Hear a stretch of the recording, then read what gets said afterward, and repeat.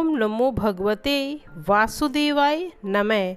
प्रिय भक्तजनों, आषाढ़ मास लग चुका है और इस अवसर पर हम आपको जगन्नाथ जी की कथाओं का श्रवण कराएंगे और साथ में सुनेंगे जगन्नाथ जी की कई रहस्यमयी बातें।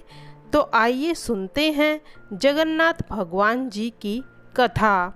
भगवान जगन्नाथ जी आप सभी की इच्छाओं को पूर्ण करें। प्रिय भक्तजनों, कथाओं को पूरा जरूर सुनिएगा। यदि आपने हमारे चैनल को सब्सक्राइब नहीं किया है तो प्लीज़ चैनल को सब्सक्राइब जरूर कीजिएगा और वीडियो को लाइक करिएगा। जगन्नाथ जी की जो यात्रा होती है वह आषाढ़ मास में शुरू हो जाती है। जो भी मनुष्य जगन्नाथ जी के रथ पर सवार होकर उनके दर्शन करता है उसे पुण्य जन्म के चक्र से मुक्ति प्राप्त होती है। सृष्टि का निर्माण, संचालन और विनाश त्रिदेवों की जिम्मेदारी होती है। भगवान ब्रह्मा इस ब्रह्मांड का निर्माण करते हैं तो भगवान विष्णु जी उनका संचालन करते हैं। जो यह सृष्टि पाप के भार से असंतुलित हो जाती है जब भगवान शिव इसका विनाश करते हैं। लेकिन आप जानते हैं कि सृष्टि की शुरुआत में सभी देवता धरती पर निवास करते थे। भगवान विष्णु बद्रीनाथ में स्नान करते थे, द्वारका में वस्त्र बदलते थे और जगन्नाथपुरी में भोजन करते थे और रामेश्वर में विश्राम करते थे। भगवान शिव कैलाश पर्वत पर अपने परिवार के साथ निवास करते थे, परंतु जैसे जैसे युग बदलते गए पृथ्वी पर पाप की मात्रा भी बढ़ती चली गई। जैसे कलयुग का आरंभ हुआ, विनाश की छाया पृथ्वी पर मंडराने लगी है और एक एक करके सभी देवता भूलोक को छोड़ने लगे। भगवान विष्णु के पृथ्वी से विदा लेने के बाद सृष्टि के संचालन की जिम्मेदारी भगवान जगन्नाथ जी के कंधों पर आ गई है। अब जबकि हम कलयुग के अंधकार में युग में हैं तो इस समय केवल दो ही देवता जागृत रूप में हमारे बीच में मौजूद हैं। पहले तो शक्तिमान बुद्धि और बल के प्रतीक श्री हनुमान जी जो अब तक भी जीवित हैं और दूसरे नाथों के नाथ प्रभु जगन्नाथ जी। भगवान जगन्नाथ अन्य सभी देवताओं से अलग है। वे हमारे ही समान भोजन करते हैं, सोते हैं, खेलते हैं, विश्राम करते हैं और कभी कभी तो वे बीमार भी हो जाते हैं और उन्हें उपचार की आवश्यकता पड़ती है। और सबसे अद्भुत तो बात यह है कि जो भगवान जगन्नाथ है उनका जन्म बार बार होता है, पुनर्जन्म होता रहता है उनका। जब पाप अपनी चरम सीमा पर पड़ जाता है तब भगवान जगन्नाथपुरी की धरती से उठकर संसार के विनाश की घोषणा करते हैं। क्या आप अपने नेत्रों से सृष्टि का लेखा जोखा कर रहे हैं और उचित समय आने पर इसे एक नई दिशा देने के लिए स्वयं आगे आएंगे जगन्नाथ जी। जगन्नाथ धाम से कलयुग के अंत की शुरुआत होगी। आज हम जगन्नाथ पुरी में विराजमान भगवान जगन्नाथ अपने नेत्रों से इस संसार को देख रहे हैं और कहते हैं कि आज भी जो उनकी मूर्ति है वह अधूरी है, फिर भी लोग उनकी पूजा करते हैं। क्योंकि हिंदू धर्म में अधूरी मूर्ति की पूजा वर्जित मानी जाती है, फिर भी लोग उनकी पूजा करते हैं। भगवान विष्णु के हाथों में सदैव शंख चक्र होते हैं। इसी प्रकार भगवान जगन्नाथ जी के हाथ में शंख और चक्र हैं। जब कल्कि अवतार का जन्म होगा तो उसी क्षण भगवान जगन्नाथपुरी मंदिर को भी अलविदा कह देंगे। कल की अवतार में भी भगवान जगन्नाथ पुरी मंदिर आएंगे। हमारी सभ्यता में जितने भी प्राचीन मंदिर हैं उतने ही बहुत सारे हजारों सालों से अपने भीतर अनेक रहस्यों को छिपाए हुए हैं। इसी में ही एक चर्चा है बद्रीनाथ धाम की, जिसे जगत के पालनहार भगवान विष्णु का 8वां बैकुंठ कहा जाता है, और वहीं दूसरी तरफ भगवान जगन्नाथ पुरी को धाम का पहला धरती का बैकुंठ माना जाता है। यहाँ पर भगवान जगन्नाथ के अवतार श्री कृष्ण को समर्पित है। यह पौराणिक मंदिर अपने आप में अद्वितीय और लौकिक 100 साल से भी इस मंदिर के रहस्य ऐसे ही छुपे हुए हैं। भगवान श्री कृष्ण का हृदय आज भी जीवित अवस्था में धड़क रहा है। भगवान श्री कृष्ण को 16 कलाओं से युक्त ईश्वर का पूर्ण अवतार मानते हैं। कहा जाता है कि जब भगवान श्री कृष्ण ने अपनी देहों को त्यागा था तब उनका अंतिम संस्कार किया गया था। उस समय से उनकी देह पूरी तरह से पंच तत्व में विलीन हो गई थी, और जो उनका हृदय था वह नष्ट नहीं हुआ था।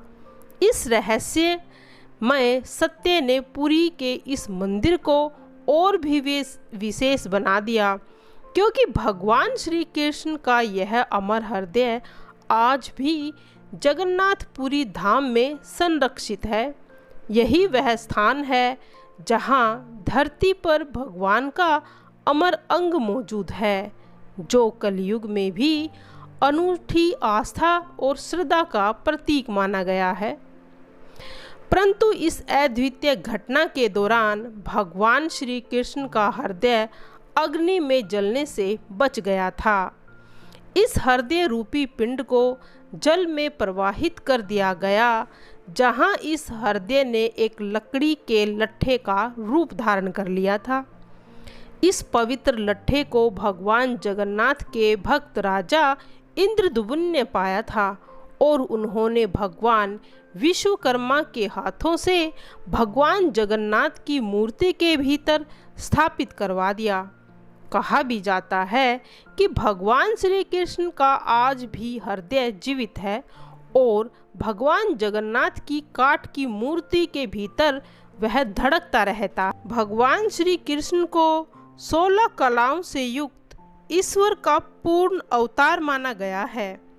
उनके इस अवतार में शरीर का हृदय आज भी इस संसार में धड़क रहा है। जब भगवान श्री कृष्ण ने अपनी देहों को त्यागा था तब उनका अंतिम संस्कार किया गया था।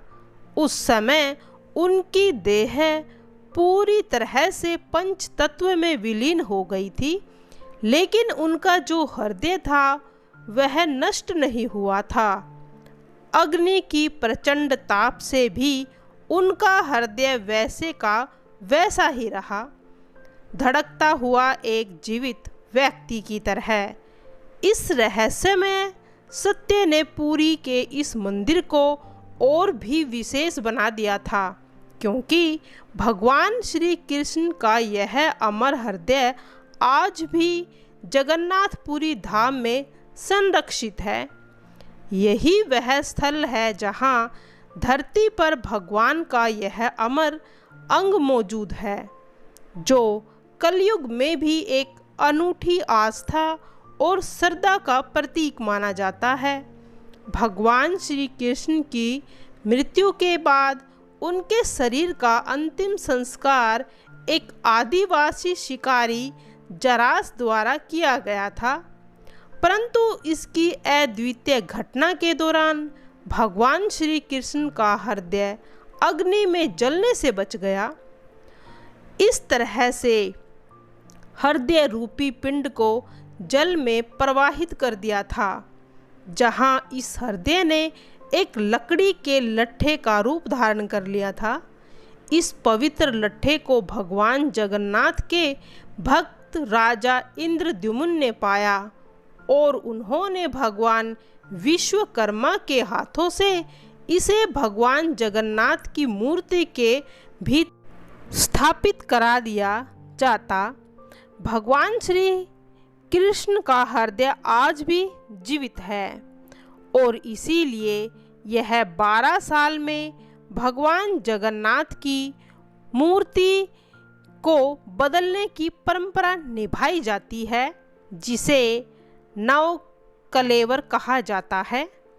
भगवान जगन्नाथ के पुनर्जन्म के रूप में यह देखा जाता है और इस प्रक्रिया को दोहराया जाता है। भगवान श्री कृष्ण जी अपने सभी भक्तों को उनकी सभी मनोकामनाओं को पूर्ण करने का फल देते हैं। इस दौरान मंदिर में ना तो कोई प्रवेश कर पाता है और जो पुजारी हैं उनकी आंखों पर पट्टी बांध दी जाती हैं, हाथों में मोटे दस्ताने पहनाए जाते हैं। इस घोर अंधकार के बीच पुजारी भगवान श्री कृष्ण के हृदय को, जिसे ब्रह्म पदार्थ कहा गया है, निकालते हैं और नई मूर्ति में स्थापित कर देते हैं। यह ब्रह्म पदार्थ सदियों से एक मूर्ति से दूसरी मूर्ति में स्थानांतरित किया जाता है, लेकिन इस रहस्यमय प्रक्रिया का सही उत्तर तो आज तक भी नहीं पता चला। ब्रह्म पदार्थ को बदलने वाला पुजारी यह नहीं जानता कि वे किस चीज़ को छू रहे हैं, क्योंकि उनके हाथों में दस्ताने होते हैं, आँखों पर पट्टी होती है। लेकिन वह इतना तो कहते हैं कि यह पदार्थ किसी जीवित प्राणी की तरह उछलता है। पुरी के मंदिर में जो भी होता वह अद्भुत और रहस्यमय होता है। भगवान श्री कृष्ण की सभी दिव्य शक्ति समाहित है। कहा जाता है जब कलयुग का अंत होगा और कल्कि का अवतार होगा, तब भगवान जगन्नाथपुरी समुद्र में समा जाएगा। उस समय भगवान जगन्नाथ की मूर्ति को क्षेत्रपड़ा नामक स्थान पर स्थानांतरित कर दिया जाएगा। उसी दौरान कल्कि अवतार भगवान जगन्नाथपुरी मंदिर के अंदर रखे ब्रह्म पदार्थ से सभी दिव्य शक्तियों को अपने भीतर समाहित करेंगे और उसी क्षण ब्रह्म पदार्थ का धड़कना हमेशा के लिए बंद हो जाएगा। पुरी में निकलने वाली जगन्नाथ रथ यात्रा पिछले 500 सालों से चल रही है और इस यात्रा का वर्णन स्कंद पुराण, नारद पुराण, पद्म पुराण और ब्रह्म पुराण में भी किया गया है। इस यात्रा में भगवान जगन्नाथ जी, उनके भाई बलभद्र, बहन सुभद्रा जी रथ पर सवार होते हैं। मानते हैं जो भी इस रथ को भक्त खींचता है उसे मोक्ष की प्राप्ति होती है। यह रथ 9 दिनों तक चलता है और इसमें स्वयं भगवान जगन्नाथ रथ पर बैठकर पूरे नगर का भ्रमण करते हैं और फिर इसके बाद वह रथ अपनी मौसी के घर गुड़ीची के मंदिर में पहुंचता है। इस रथ की यात्रा एक रहस्यमय पहलू भी है जो हर साल घटता है और वह है बारिश का होना। इतिहास गवाह है कि जब भी इस रथ यात्रा को निकाला जाता है तो बारिश अवश्य होती है। यह महज एक संजोग नहीं है, इस पर तो कई लोगों ने चर्चा भी की है। भगवान जगन्नाथ की यह अद्भुत लीला ही है जो इस यात्रा के दौरान प्रकृति भी इनको नमन करती है। और जब यह यात्रा शुरू होती है तो एक लीला और भी घटती है। जब भगवान रथ पर स्वयं सवार होकर नगर के भ्रमण के लिए निकलते हैं, तब यह शक्ति और दिव्यता का प्रतीक बन चुकी होती है। इस अनोखी परंपरा ने इस रथ यात्रा को और भी पवित्र बना दिया है। यह भगवान जगन्नाथ की एक ऐसी लीला है जो मानव के मस्तिष्क से परे है, लोगों को सोचने के लिए मजबूर कर देती है। हर साल लाखों भक्तों को अपनी ओर आकर्षित करती हैं। भगवान जगन्नाथ के रथ यात्रा के दौरान एक ऐसी आश्चर्य घटना होती है जो सभी को आश्चर्यचकित कर देती है। यह रथ एक मुस्लिम मजार के सामने हमेशा रुकता है। हिंदू देवता और मुस्लिम मजार के बीच कैसा संबंध हो सकता है? यह भगवान की अनुपम और अनोखा उदाहरण प्रस्तुत करती है। यह घटना उस समय की थी जब भारत में मुगलों का शासन था। उनकी सेना में एक वीर योद्धा था जिसका नाम था साल बेग। साल बेग का पिता तो मुस्लिम था, माता हिंदू थी। यह एक युद्ध के दौरान साल बेग के माथे पर एक गहरी चोट लग गई थी, जो मतलब किसी भी वजह से ठीक नहीं हो पा रही थी। जब उसकी माँ ने अपने बेटे को दुखी देखा तो उसने उसे भगवान जगन्नाथ के द्वार में जाने की सलाह दी।